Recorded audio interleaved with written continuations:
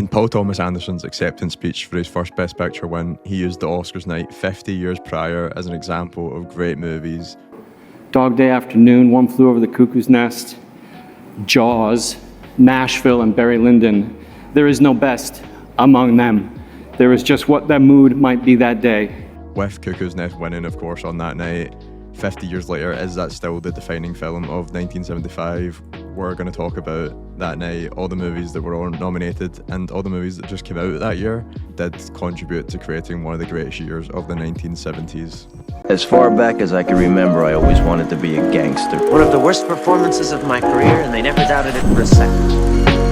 We all go a little mad sometimes.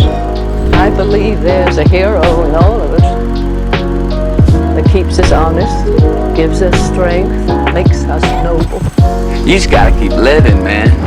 Livin. Son of a bitch. Stole my life. I love the smell of napalm in the morning. When we look back on the 70s, at least I think it's possibly the greatest decade. I think it's definitely the greatest decade in American cinema. I think it is really, every year you look at is just the most ridiculous stacked cast of movies you've ever seen every year, pretty much. With 1975 falling right in the middle of that new Hollywood era, which delivered several of the greatest filmmakers ever, really, this year, giving a perfect showcase of that. You have Sidney Lumet and Robert Altman coming in there, kind of the older guys of the group, older at least than a lot of the up-and-coming filmmakers. They'd been in the game for a while. They're in their 50s, I think they're both in it this time. Both largely influential and making kind of movies that are very timely American movies here. We've got Milos Forman coming in, the one filmmaker that's not American in this collection, although producing a film that I think is definingly American, as well as having one of the great stars of America at the helm of the movie with Jack Nicholson, with possibly one of his best performances.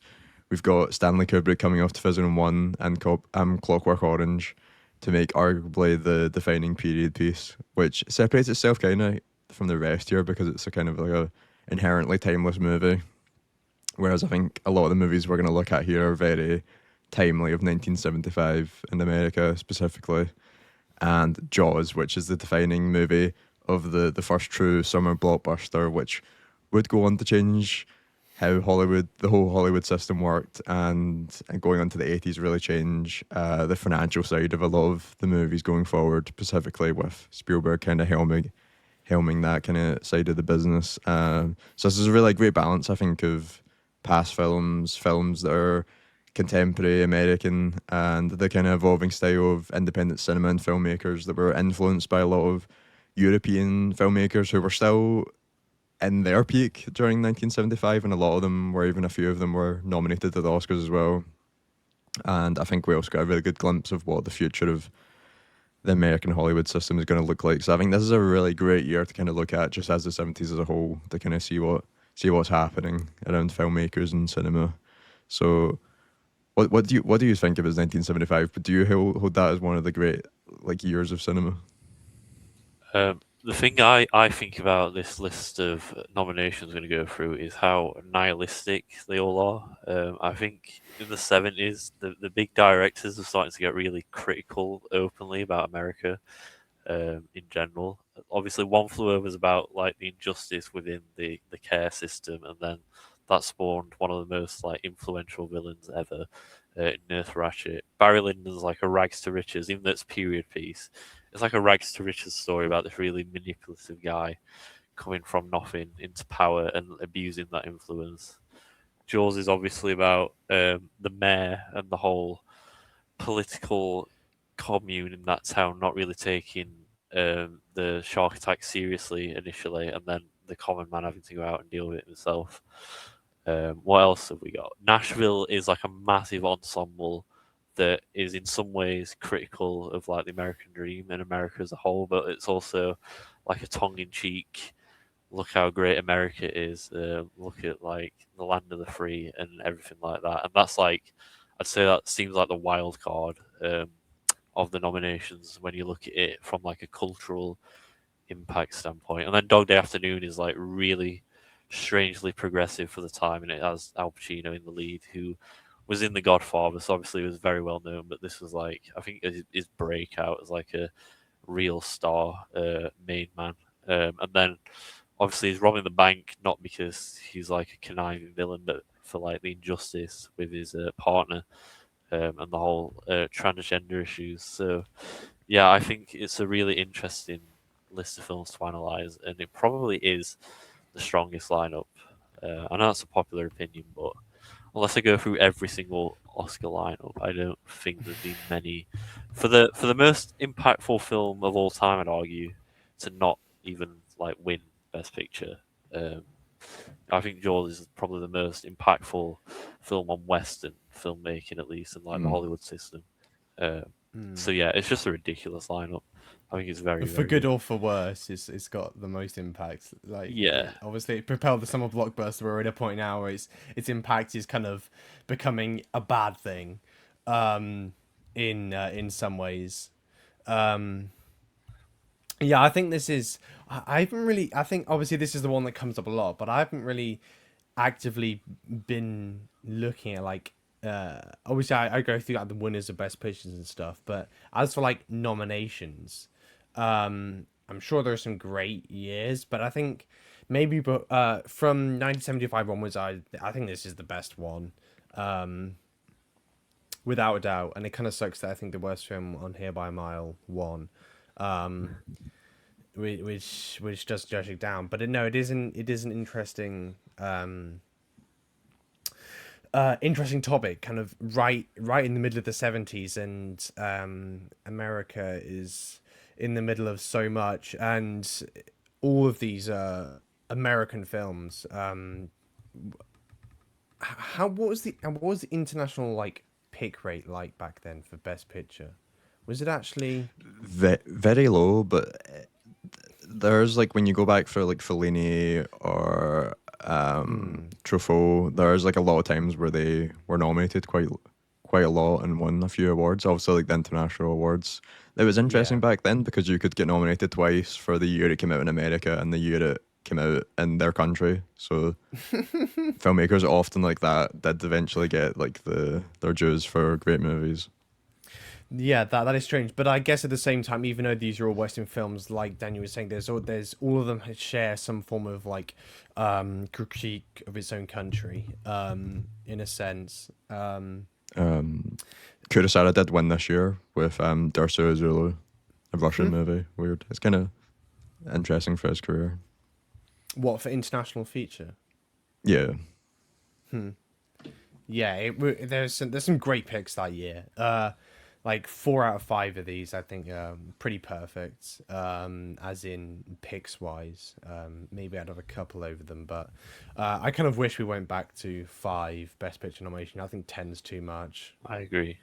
Yeah, it's like F1 does not need to be an Oscar nominated. It's like best picture film. Like, if it just felt like they were running out of like options last year. Because they increased it. It was 5, and then they increased it to 8, and then it was like like 4 or 5 years ago. Yeah, so the it went the up to Dark Knight 10. was snubbed, and people were so mad that it didn't get nominated that they expanded it. I think don't they still? I think they have the option like they don't have to nominate 10 if they want to. I think that has happened a few Yeah, years they sort of do since what they want. 2008. Especially Yeah. with the joint winners thing. They can kind of just do what they want. Do you know what? Unless they I was change it. looking back on the list, and I think it didn't go up to 10. It went up to 8 after the Dark Knight, and then it went up to 10 a couple of years ago. Right. Unless I'm seeing that wrong. But if you go on like, unless that's just... Yeah, I'm pretty sure you're right. I feel like there was a year when they didn't nominate 10 though, unless I'm making that up. But Ooh, let's have a look. Video yeah, but it's kind of a double-handed sword because you get years like some years like 2022 for say like where I feel like the standard was like really high, so all the films were great. But yeah, then you get like last year where like they're kind of just picking the scraps to try and fill the 10. So like some years are gonna miss out on something. If you didn't have it, some years like last year, you're gonna end up getting movies that don't necessarily deserve to be in Best Picture. Oh, 2019 had 9. That's interesting. Was I it didn't even 2019? realize this. That's crazy 2019 had because 9. they have good options then. Parasite, Ford v Ferrari, Irishman, Jojo Rabbit, Joker, Little Women, Marriage Story, 1917, and Once Upon a Time in Hollywood. Yeah. And then 2018 had 8. Interesting. And then 2020 had 8. And then it's been 10 Yeah, ever it's been 10 since. since. Yeah. Interesting. Yeah, it seems like there's a steady decline with the quality. 75, right? Because I'm looking at most of these, and in the 70s ones, I mean, they're pretty good. 73, you got American Graffiti, Cries and Whispers, and The Exorcist, all in one thing. Bergman with the Best Picture nomination. Did not even realize that. The year after this, Rocky, All the President's Men, Network, Taxi Driver. Yeah, the 70s is so good. That is crazy. Best horror film ever came out in the 70s. It's just an insane year. It's just an insane year.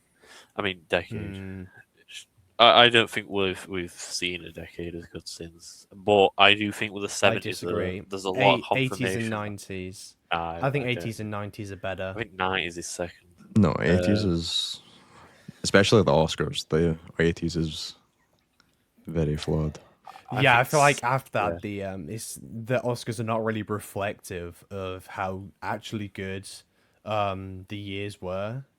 It's because, yeah, but I feel like the 80s had a lot of slop though. You know, like the the 80s is sort more of commercial, yeah. corny, like cheesy, like action film. I feel like that took up a lot of that Hollywood landscape. But what I was going to say about the 70s and earlier decades is the heavy hitter directors did make like some of the best films ever, and they still stand up. But I think with like young film watchers, there's going to be a lot of confirmation bias because when I typically, this isn't everyone, but typically when I watch a like 70s film, I'm picking renowned films.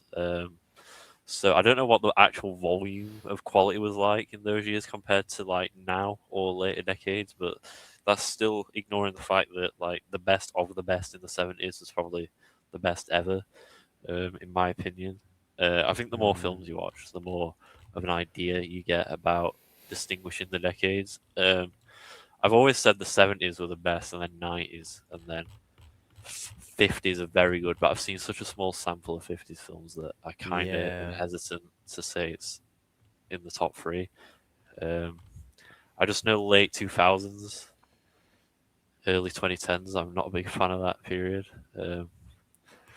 But aside from that, Interesting. it's hard to distinguish.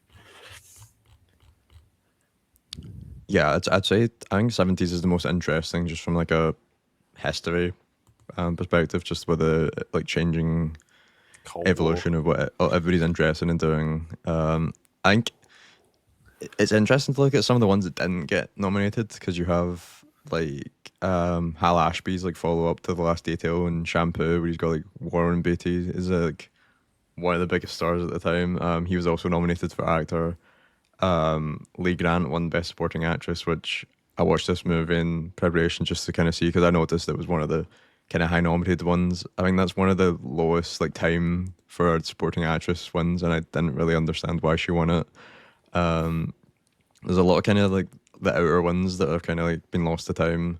Francois Truffaut got nominated, or not the movie didn't get nominated, but Isabella Adjani got nominated for Best Actress, and she was like the youngest actress. I think she was 19 or 20 when she got nominated, and for a good while she was the youngest actress to be nominated. So yeah, it was pretty good for foreign movie recognition. Derso Zulu obviously winning for Kurosawa in the Best International Movie category. Gene Dealman did come out that year, but I guess it didn't come out until like the 80s in America. So obviously didn't get any recognition. I don't know if it did when it came out theatrically in like 83, I think it was. But yeah, there's some solid movies even outside that top 5 as well. But a lot of them have kind of been forgotten, whereas those top 5 are like classics. Yeah, true. Salo came out that year as well. Which I think is another worthy mention. Monty Python: The Holy Grail 2 is another classic. Gene Dealman. What was that? Were they nominating like 5 for international feature as well that year? Is it always been Yeah. five? Yeah, so I don't recognize any of the other movies that were nominated. No, I Yeah, don't. Mexico, same. I'm looking through Japan, there now. Italy. Might have to have a look though.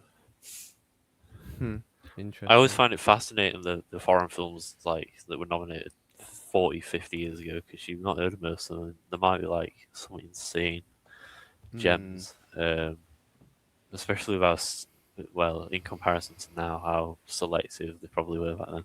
Because, like I said before we started recording, it's mad that, like, looking back, Spielberg wasn't nominated for Best Director, but then you see who replaced him, who snubbed him, it was Fellini. So, like, that list of names Not a bad is snub, like, is it? it's not a bad snub. Foreman, Fellini, Kubrick, Lumet, and Altman are, like, all legends alongside. Crazy. And Spielberg was like the new guy. What was Fellini for? Amarcord. Which is a great movie. Not even one of his best. But if you're gonna get snubbed, like the fact is Fellini does help maybe a bit to hurt less. Yeah. I mean, Spielberg is arguably, apart from like maybe Kubrick, I'm sure he's not upset about it too much anymore. But yeah, for like a new guy, it is weird to see him not amongst those names. Yeah, it's a very mean pick, to be fair. Nominating everyone apart from him. Yeah. Especially Jaws. Jaws is a director's movie. It's not like it's an actor's movie or a screenplay movie. Like he's the guy really making that movie great. So, do you want to get into the movies? Yeah. We're going alphabetical. Barry Lyndon's first, yeah. Barry Lyndon, yeah. Yeah, I mean, Barry Lyndon. This isn't even my like. I wouldn't even say it's even close to being my favorite Kubrick, but he has like a ridiculous like catalog of movies. I mean, I think it's like 2001 is like #1 by a mile, but like I really wouldn't even like flinch if someone was to put Barry Lyndon at #1, which is really saying something.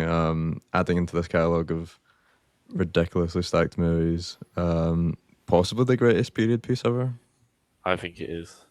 I think it's one of the best looking movies. Probably best looking. Yeah, it sweeps every like technical award, didn't it? Cinematography, art direction, costume design, and score.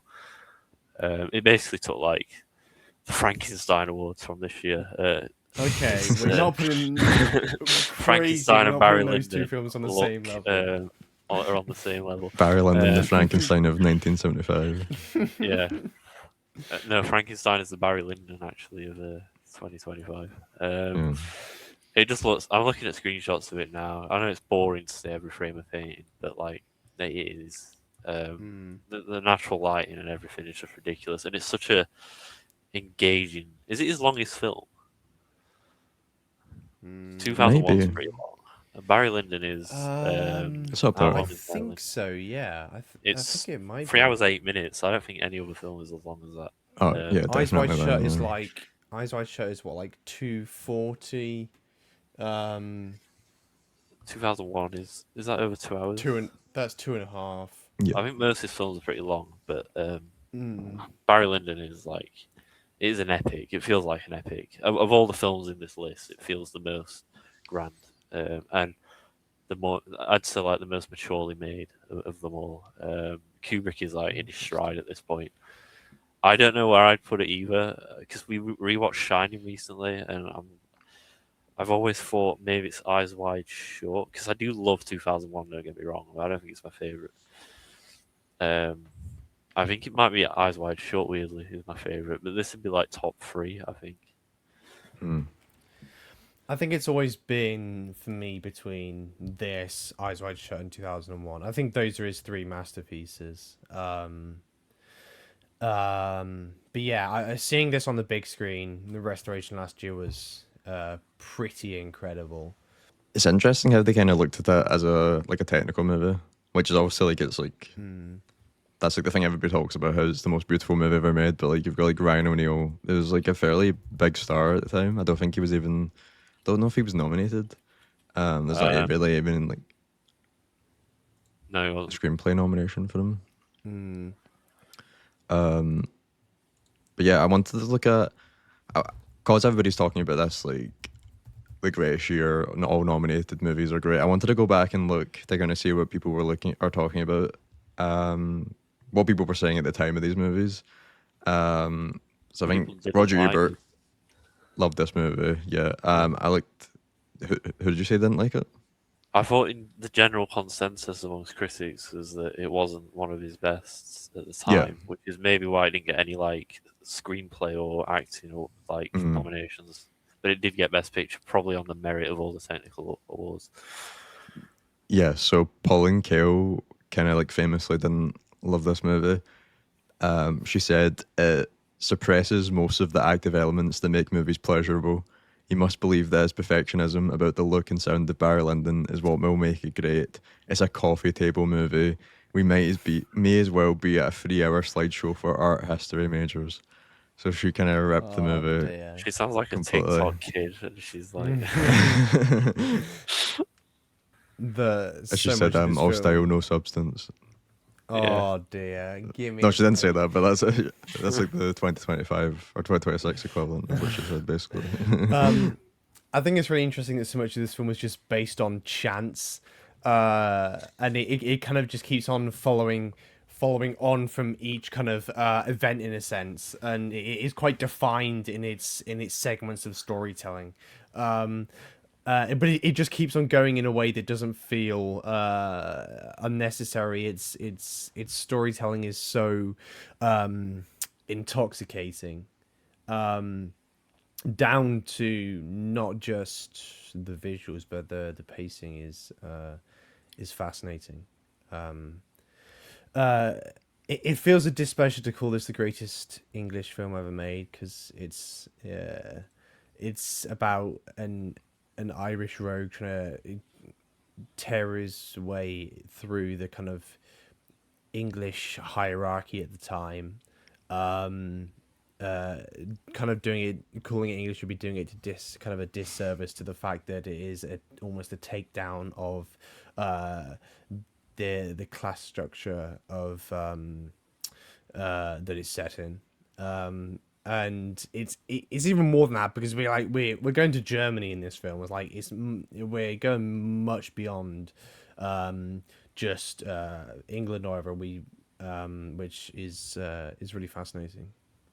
It's quite an empowering film in some regard, but at the same time, he gets corrupted by the system that is infiltrating so much that's why I think this is another example of one of the nominations that is quite.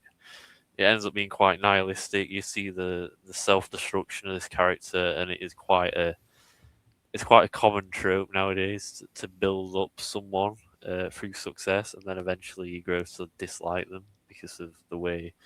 I mean, you know how trendy class conflict films are nowadays. I'm getting sick of it. We've even got one already this year, that How to Make a Killing, and I'm sure we'll get 100 more. But I'd even really put those two things in the same brackets, kind of thematically in a sense. This is like, oh yeah, this is like an Eat the Rich film. Oh yeah, dear. it is an Eat the Rich film, but it's done like not. It's not all the film is like. Oh It yeah. sort of is, but How to Make a Killing is like it's a similar idea, but in How to Make a Killing, he's just killing people. That's it. There's no Yeah. nuance to it. In this, he's exploiting the system. I don't think I'd ever thought I'd compare those two films together, but there you go. It's a wild comparison. Yeah, it's the Barry Lyndon of 2025. 26. 26. Oh my god, it's 2026. You guys have been saying 25 this entire Frankenstein time. is a Barry Lyndon of Yeah. 2025. I'm sorry. I think one of his other wins, best original score, is kind of a thing of note for this year because there's like so many great movies with great scores. I mean, we have like John Williams obviously winning for Jaws, probably the most influential, defining theme of all time. We have Ken Russell releasing two different music biopics this year with Tommy, which also got his fair share of nominations at this Oscars as well. And he also released Litsomania, another great biopic centered around music. We have Nashville, obviously, all of it about music as well. It's interesting. It's kind of surprising how many films Ken Russell made around music because you guys haven't seen Mailer, which is kind of his Amadeus in a way. But it's interesting. I think those are all 70s films. But I never really put together just his obsession with that kind of biopic in a sense, and how far we've come to what they are most commonly known as now.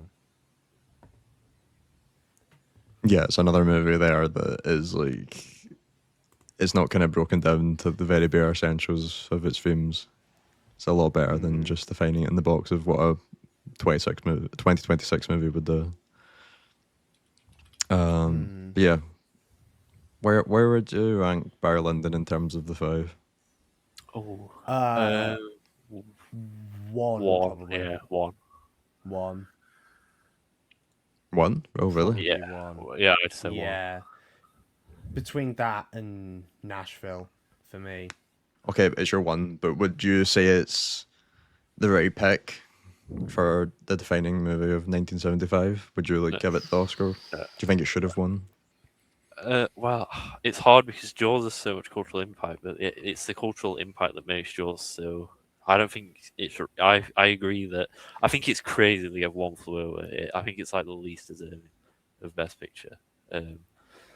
I think Nashville would have been a really cool win. I'd have given it either Barry Lyndon or I don't know. Dog Day I think is a good shout as well. To be honest. I think Nashville hard. might be the It's hard. most like the ensemble of Nashville is really impressive. So I don't know. It's a tough one to pick, but I don't agree with the winner. It's like the only one I wouldn't give the Oscar to. So moving on to Dog Day Afternoon, you mentioned This another one great best original film. screenplay, which is Screenplay. thoroughly deserving. I think it's a ridiculous. Yeah, It's this just is the Al other side Pacino, of basically. Barry Lyndon, where it's an actor's movie, it's a screenplay movie, obviously made by Sidney Lumet. His second, I don't know if it's his second one that he made, but it's kind of like a chamber piece where it's a one location movie where this one does move to a different location at one point compared to 12 Angry Men, but for the large part it's all set in one bank. So it's kind of going back to his roots in a sense. His most popular movie, 12 Angry Men, kind of going back to that formula, but it's very different. Obviously led by Al Pacino, kind of the defining actor apart from De Niro of the 70s.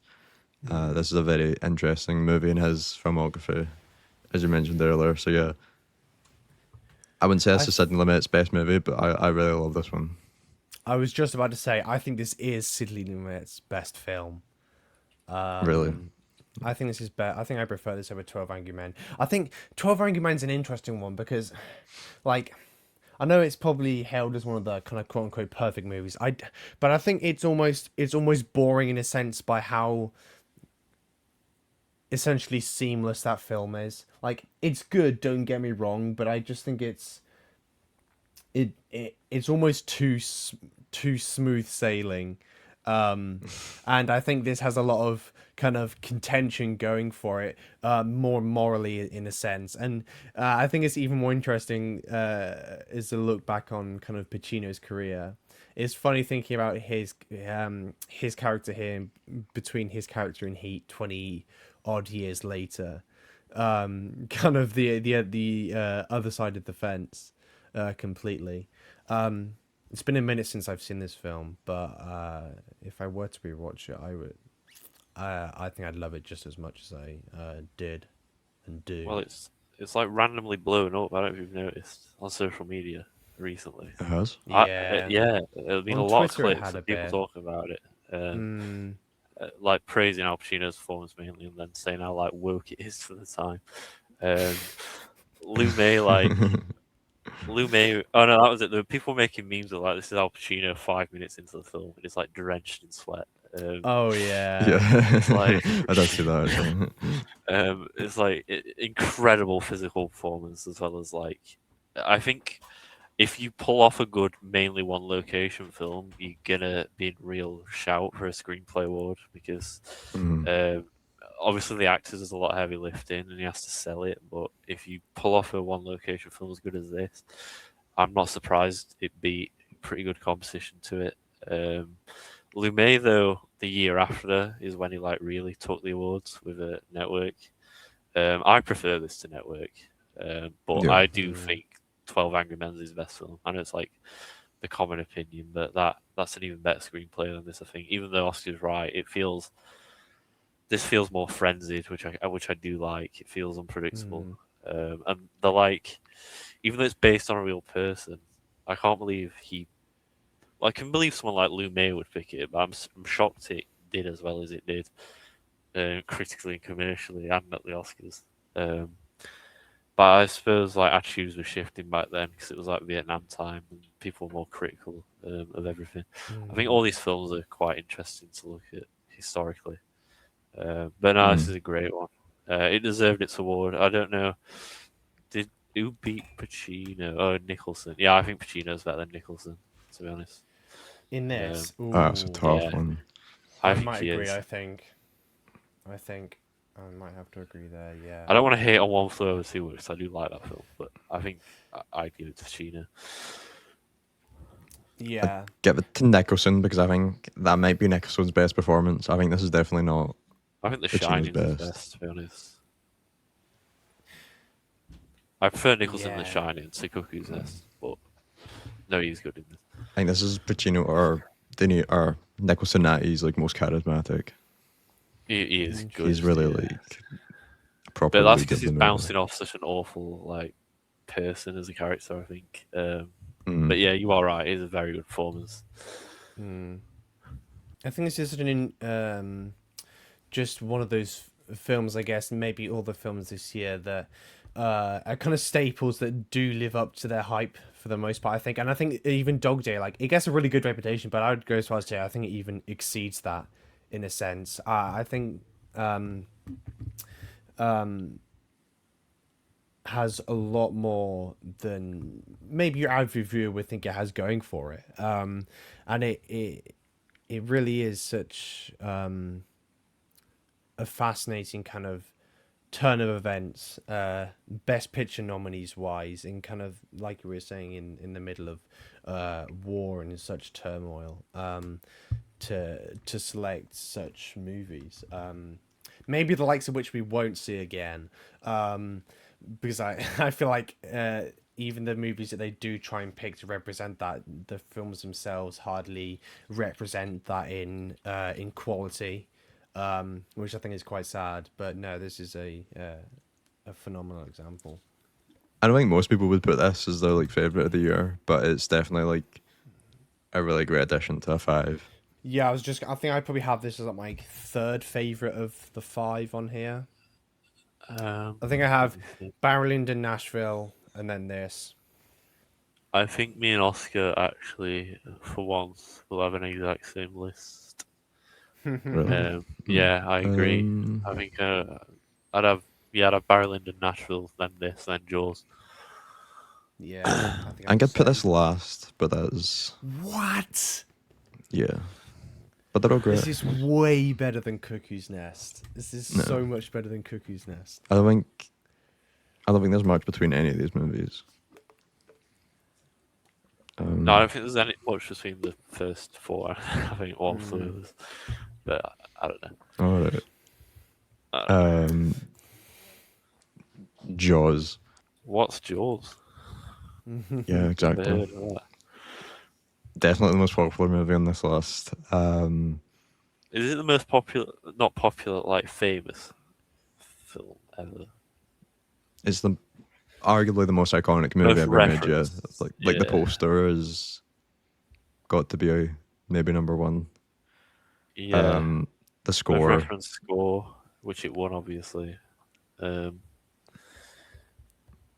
Best sound it won, and best editing it won. No, like, director specific awards. But that's because of how strong the competition was. And no one, Yeah. Spielberg, like, broke onto the scene with this and then randomly revolutionized Hollywood.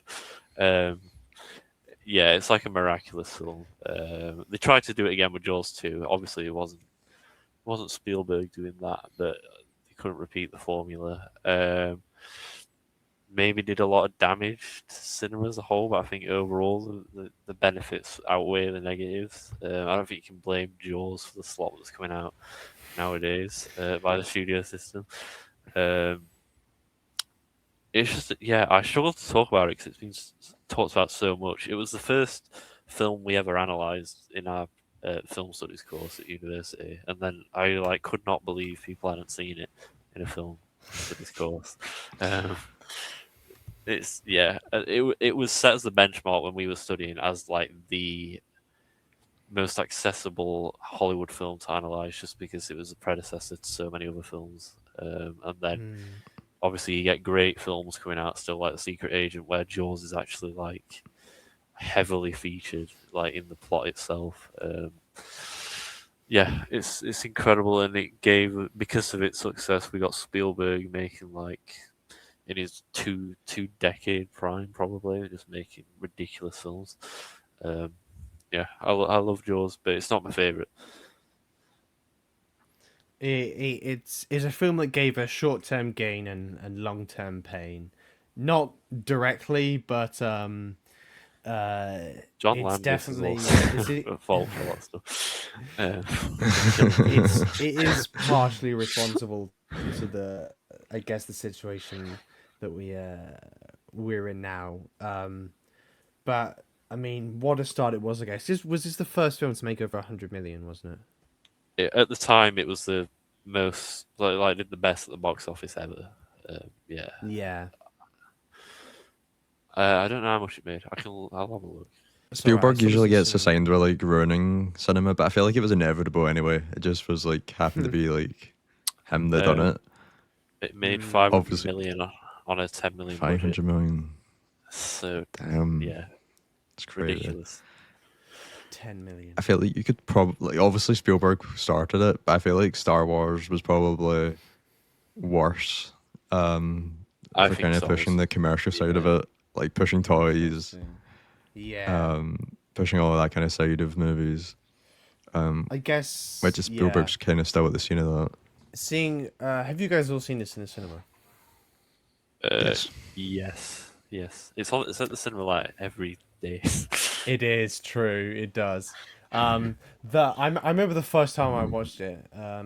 It wasn't in the cinema. I saw it in the cinema a few years ago. But I can never watch that scene at the boat in the dark with like the dead body like jump scares in front of the thing. It's a great jump scare, yeah. It's like one of the greatest jump scares ever, and I can't watch it. It's horrifying. It gets me every time. But yeah, it's a classic. And I really like it. And it like I said before, it's nice when we've got a period of films where such classics do live up to a substantial amount of their hype. And for the most part, this just proved to be a year exactly for that. Yeah, I it's think it's an example where like it is one of the most popular, but it's also like one of the best directed in these nominated here, which maybe doesn't get the full credit of that because Spielberg, although Spielberg has a lot of doubts, which is because he has that commercial side to him and what he's done, what we've discussed, what he's done to Hollywood.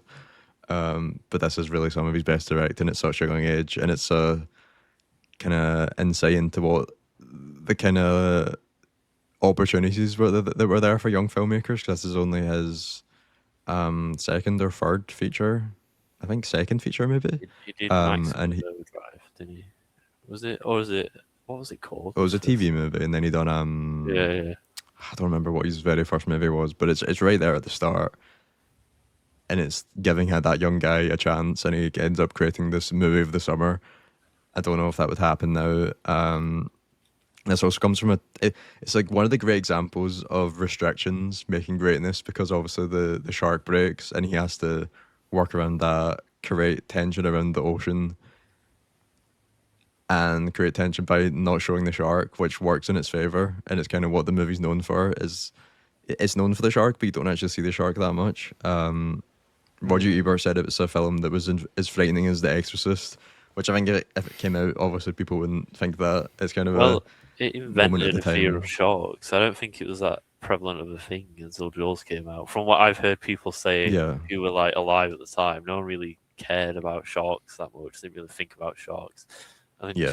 Jaws just invented Well, the like, fear of it sharks. created people going out to kill sharks. I don't know. Yeah, it had a really bad impact at first. They like demonized sharks, and then everyone like tried recreating it by making all these creature features. There's like arachnophobia, and I watched Alligator, which came out not long after, and that's a fun film.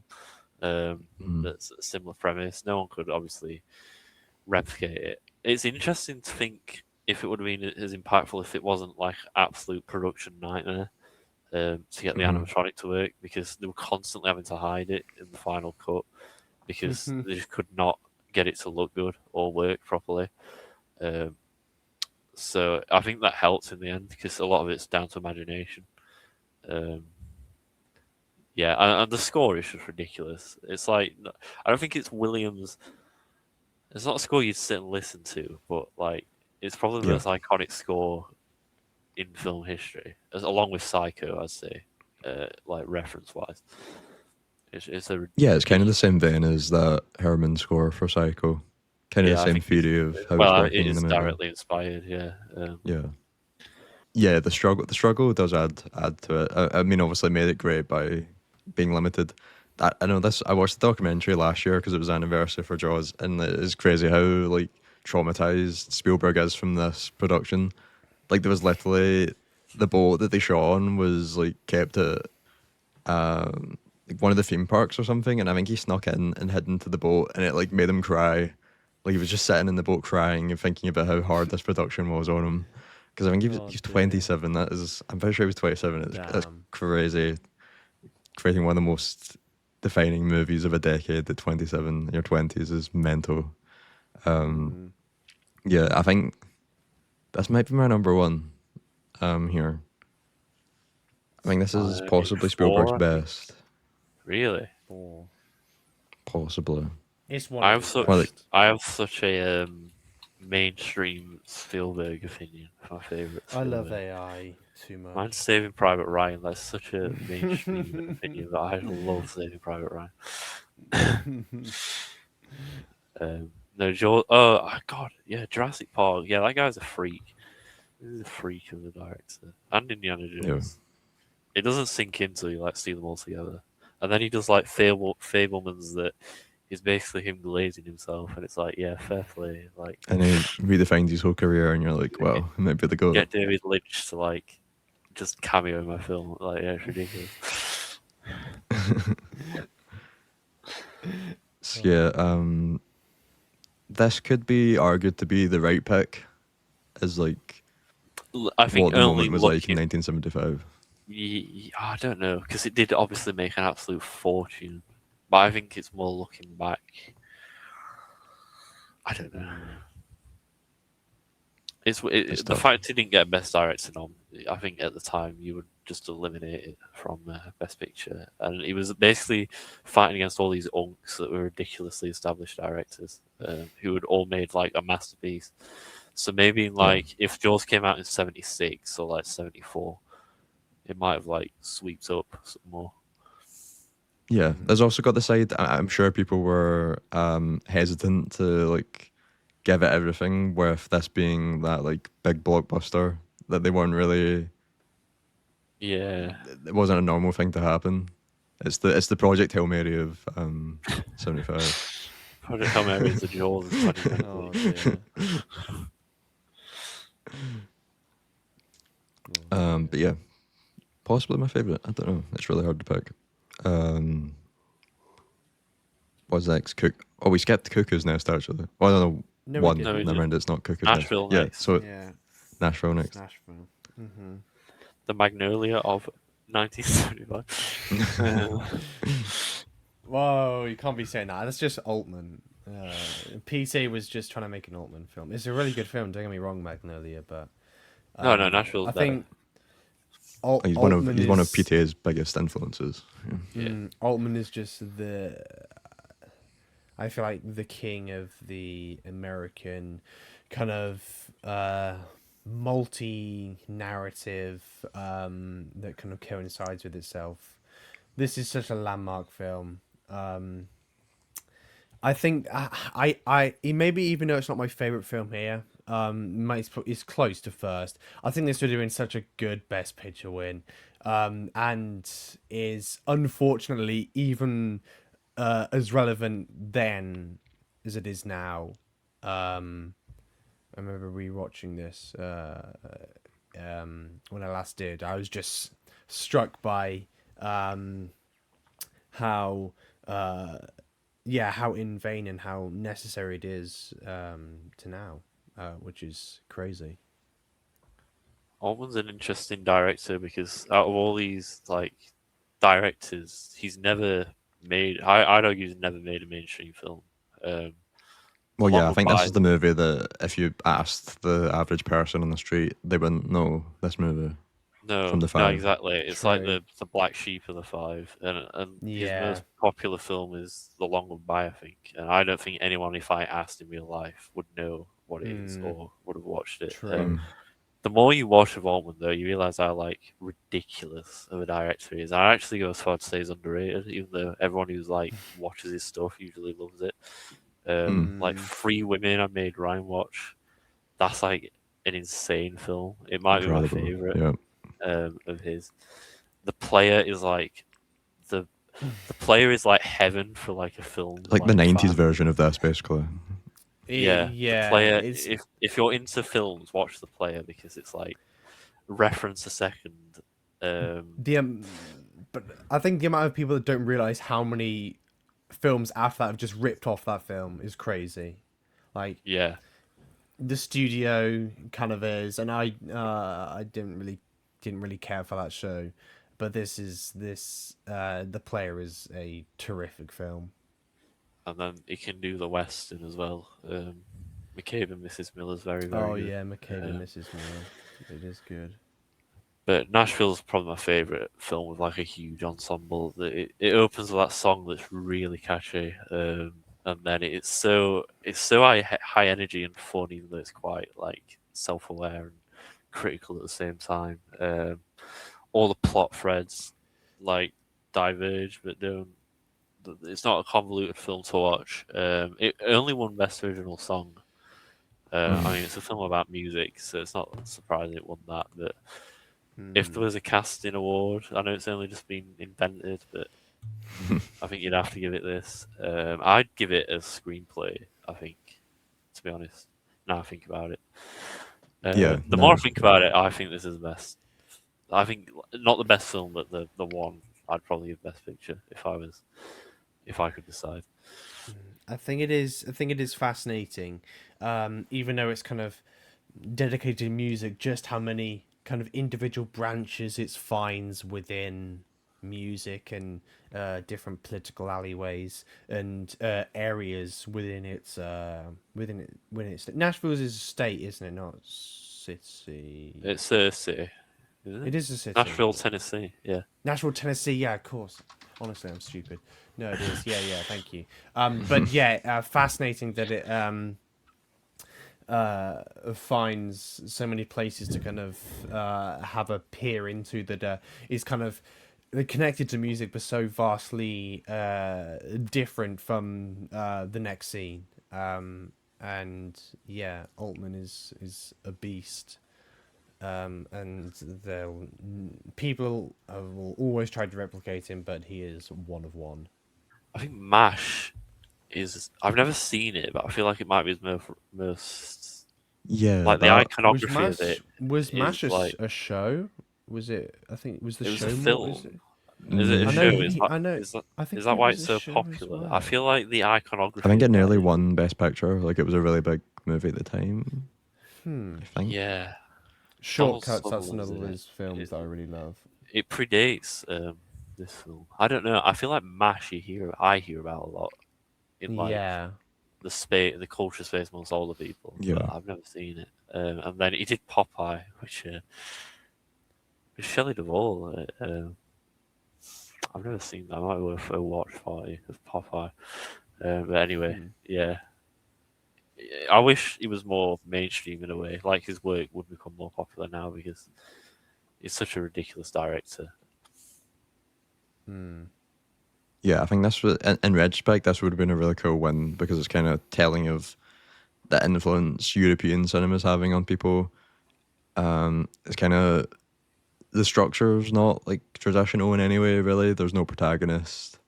It's kind of an emotion over plot, I guess. I mean, it wraps itself up in double. Like once you like get that ending and you kind of look back on it, but as you're watching it, it kind of feels like all over the place initially, even though it's like really controlled structurally still.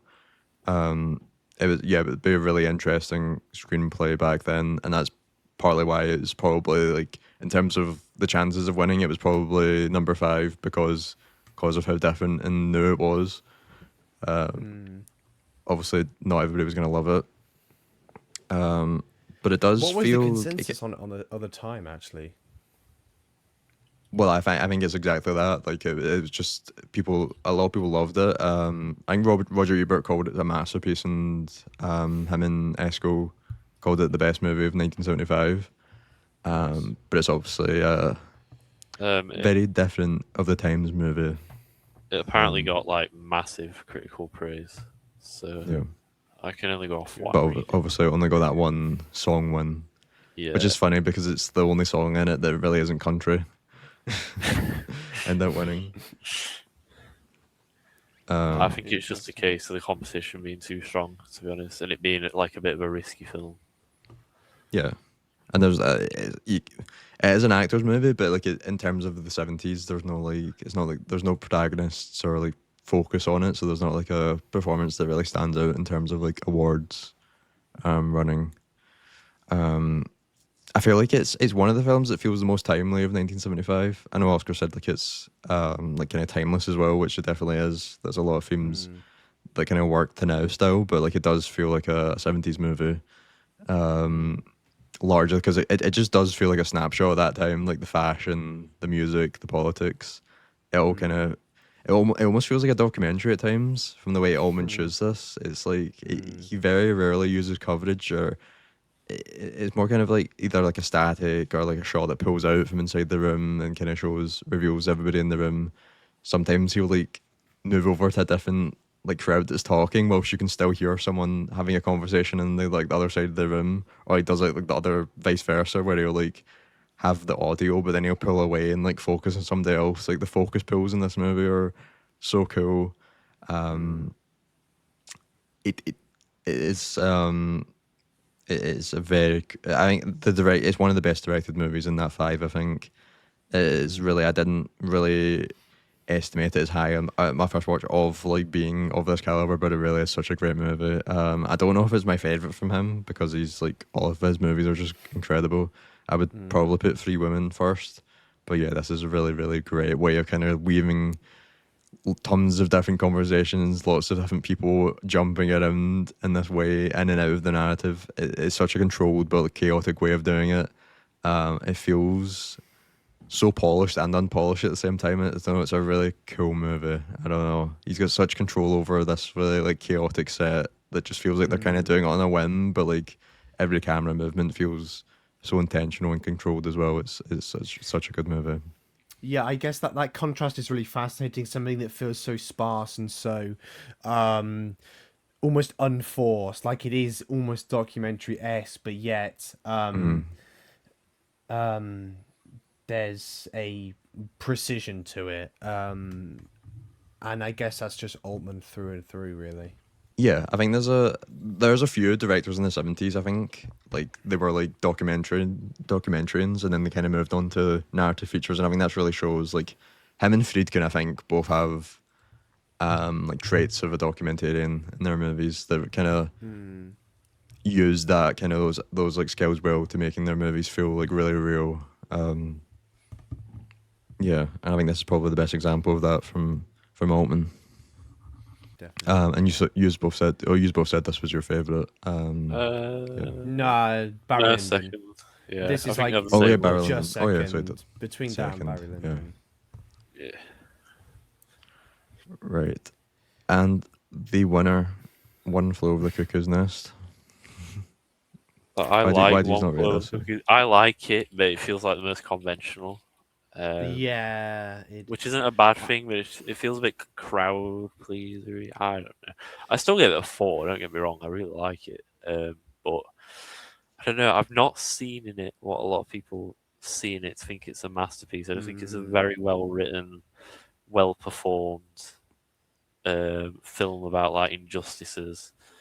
And like most films in this, it shines a light on quite important subject matter. But I don't know. I think the charm of Nicholson in this is really good, and he wins people over. And then Ratchet is such a opposite character to that. And obviously, the ending's iconic and tragic. I don't know. I think it's good, but it's the one out of these I think it's the least interesting to analyze, and because I think it's like an actor's film, to be honest, out of all these. Yeah, I think I agree with the actors film part, and I think it's the closest film here that gets to the term Oscar baity kind of. I think it kind of has that drama tendency where I agree maybe a bit actor and performer heavy in that sense that kind of dominate the forefront. I haven't seen it in a few years, but I think if I were to rewatch, I'd like it even less than I think of it now. Nicholson's really great, and I guess the performances live up to that standard. But I think this is just it's almost a typical Oscar pick. So I'm in a sense I'm not surprised that it won. But it is the weak link of the five for me. I mean, I totally agree. Like, it is an Oscar, or not an Oscar, an actor's movie and a screenplay movie. But the performances are just like they're just like so good. Like I was said this earlier. This might be Jack Nicholson's best performance. He really takes this movie in his bag and just carries every single scene. Like, it's just so obvious how he's one of the greatest actors of all time in like every moment of this movie. And then the supporting cast, it's so weird. Like, it is a ridiculously stacked cast, but like at the time, it's like their first role of everybody. Like Brad Dourif, he ended up getting a best supporting actor nomination. This is like his first role at like 20 or something. You got Danny DeVito, Christopher Lloyd, so many actors that are gonna blow up in the 80s and be like the biggest stars in the world. But these are like their very first performances, so it's such a crazy cast where like you've got this biggest star of the 70s at like the front of it, and then all these guys that are gonna blow up soon in the supporting roles. I just think every performance in this is just like perfect for the movie. And then you've also got that win for Fletcher as Miss Ratchet. Yeah, she's one of the most iconic roles of the 70s as well. Yeah, I think it's interesting because we were talking about all these films dealing with kind of touchy, tiny subject matter for the 70s, but I think this is the only of the five that kind of coasts more on stereotypes and doesn't broaden its wings much as to kind of dip its toe into something interesting. Which is why I think it's kind of the lesser of those. You know, all the other ones try to be challenging beyond what the kind of general consensus and idea of things are, which I think is where it kind of drops down for me. Yeah, in terms of an Yeah, Oscar win, I'd say it's maybe not as interesting as some of these, but I think just it is more of a defining movie of like how great Americans are at storytelling. I think this is like the peak of that, and this is a great example of that. Rather than it is like you said, it's more the traditional kind of storytelling. It's not kind of like the breaking the mold of something like Nashville is. I think the of the awards it won because it won the big five. It's the only one to do it with. Well, there's only three films that have ever done it. This, Silence of the Lambs, and is it? It happened one night that won the big five in like the 30s. Um, I don't. I understand actor and actress. I think they're actually the best. Well, I still think Pacino's better than Nicholson, but it's so tight. Like definitely best actress, Louise Fletcher. Best adapted is fair enough as well. I think. Best director though is crazy to me because as we've been saying, it's so conventional, and you see some of the swings the others were taking in comparison. I know Spielberg wasn't up for this, but Fellini was, and I've not seen that film. I know what Fellini's like in like his filmmaking style, and then obviously if you win those four, you're gonna win Best Picture. Yeah, I don't know. I just think it's the least interestingly directed, but I do also think it is a really good film and really well written and performed. But this does stand out because this is like the actor's film compared to the other four. It is kind of sad that in such a good year, maybe in atypical Oscars, like the end result is something just typical of what you'd expect from them. Yeah, that's one way to look at it. I think. It's still, I think it's still one of the best movies to win Best Picture. I'd have it like middle tier. I do like it. I don't really. Well, yeah, you've not. How many Best Picture wins have you seen? I've seen a lot. I'm not going to seen say a I've seen fair them all, amount. but I've seen a lot of them. I think One Battle's better than it, for example. Yeah. So I Yeah. think a lot of them this decade have been better than that. One Flew Over. I don't know. I'd have to look through and rank them all, but I don't know. I think it's quite. It'd sit around the middle of my list. I think good film that out of all five, I think about probably the least, and I'm the least like excited by. I think Yeah. it's most interesting as the defining, probably the most popular movie that Nicholson had been in that time, because a lot of his movies were like, I mean, this is still like an independent movie, but like they blew up. But I feel like a lot of 70s work from him is kind of not lost to time, but it's a lot more underseen than something like this. Like five easy pieces, for example, like that he done just before this. That's a lot less seen than his performance in Cuckoo's Nest. What would you order it then, Ryan? I don't think I know your order. So hard.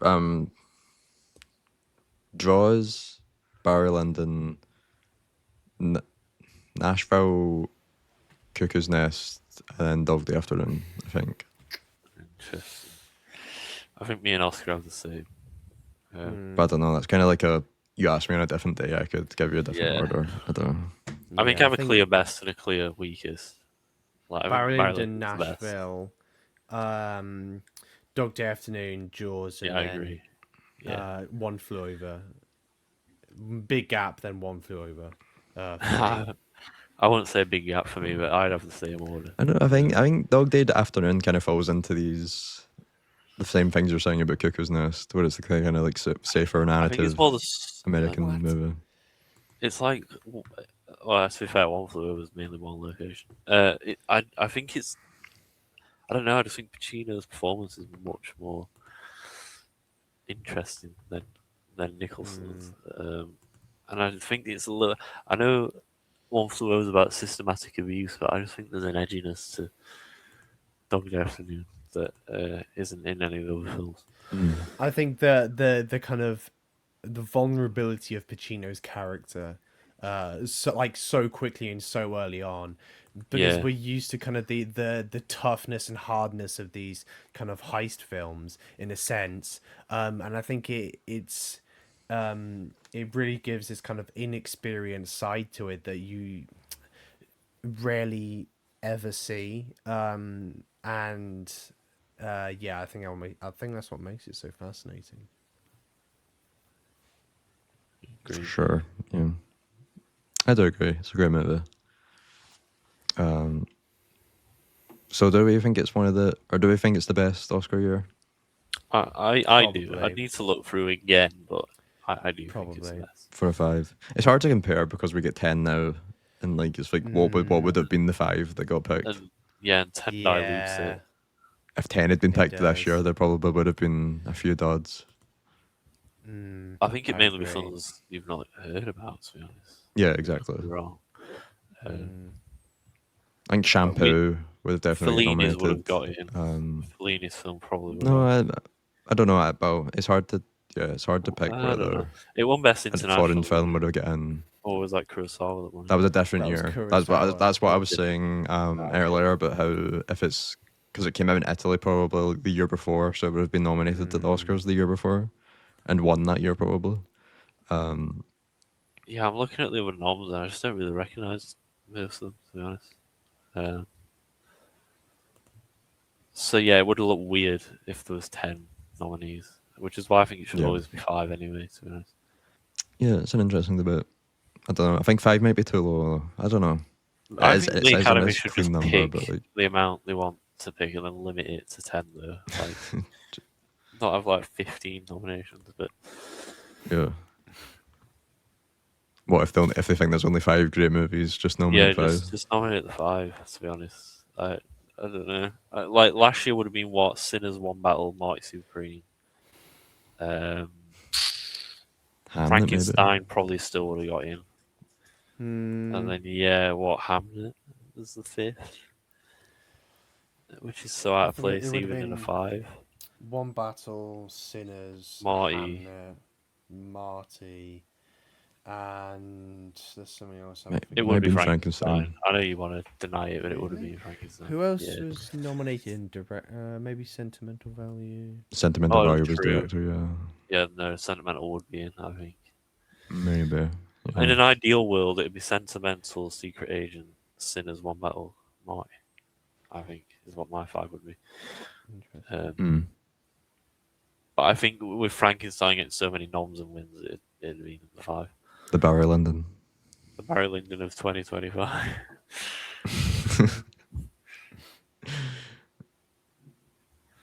So yeah, that's what we come away from analysing 1975 as the Frankenstein of the 70s. So Yes. yeah, great year.